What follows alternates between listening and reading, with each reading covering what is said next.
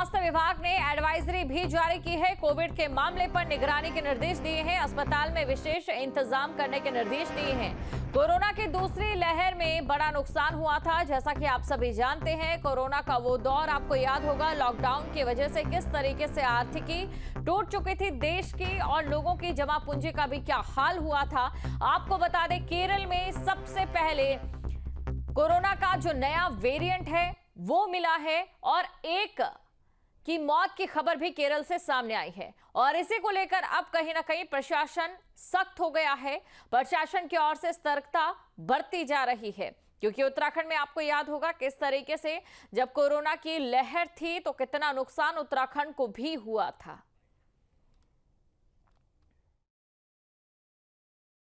देखिए, ओमिक्रॉन का जो सब वेरिएंट है JN.1, उसको लेके भारत सरकार से कल गाइडलाइंस जारी हुए हैं।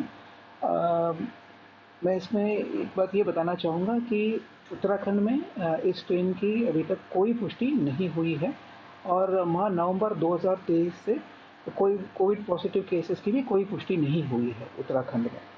भारत सरकार के जो इंस्ट्रक्शंस हैं उसमें मेन पॉइंट ये है कि सर्वेलेंस बढ़ा दिया जाए। सो हमने सभी जिलाधिकारीगण एवं CMO को इंस्ट्रक्ट किया है कि अपने स्तर पे सर्वेलेंस बढ़ा दें। और इसके अलावा भारत सरकार के गाइडलाइंस में ये भी है कि एडिक्वेट टेस्टिंग की जाए, कम्युनिटी अवेयरनेस की जाए। ये हमने इंस्ट्रक्शंस में मेंशन किया है। केरल में मिले कोरोना के नए वेरिएंट के बाद उत्तराखंड में भी स्वास्थ्य विभाग ने पूरी तरह से अलर्ट जारी कर दिया है।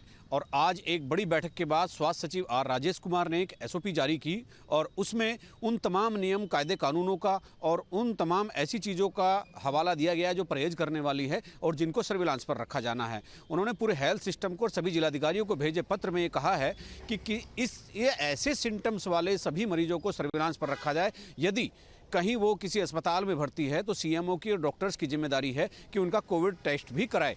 तो इसी को लेकर के, चूंकि केरल में 2 मरीजों की डेथ हो चुकी है कोविड से, ये जो नया वेरिएंट है इससे 2 डेथ हो चुकी है, उसके बाद में उत्तराखंड में भी अलर्ट जारी कर दिया गया है। उच्चाधिकारियों से बातचीत करने के बाद ये SOP जारी हुई है और इस SOP में बहुत स्पष्ट किया गया है CMO और जिलाधिकारी इस पूरी तरह से इस मामले के लिए जिम्मेदार होंगे और CMO को सभी अस्पतालों का सघन परीक्षण करने के लिए कहा गया है। और जैसे बुखार, जुकाम, गला पक जाना, गला खराब हो जाना और लंबे समय तक जुकाम रहना, दर्द रहना, सिर भारीपन रहना, ये तमाम ऐसे सिम्टम्स बताए गए हैं जो पिछले, आपको ध्यान होगा कि कोविड-19 में भी यही सिम्टम्स कोरोना के होते थे।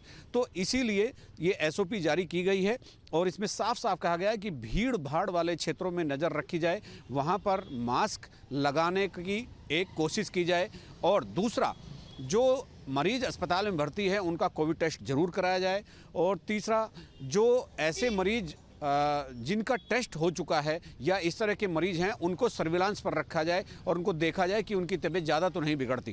ट्रांसपोर्टेशन पर खास ध्यान रखा गया है कि यदि कोई मरीज इस तरह से हो रहा है तो उसके आसपास के क्षेत्रों में या उसके मोहल्ले में, आस पड़ोस में भी पूरी निगरानी बरती जाए। अपने सहयोगी कैमरामैन सोनी कुमार के साथ न्यूज स्टेट के लिए देहरादून से अजीत सिंह राठी।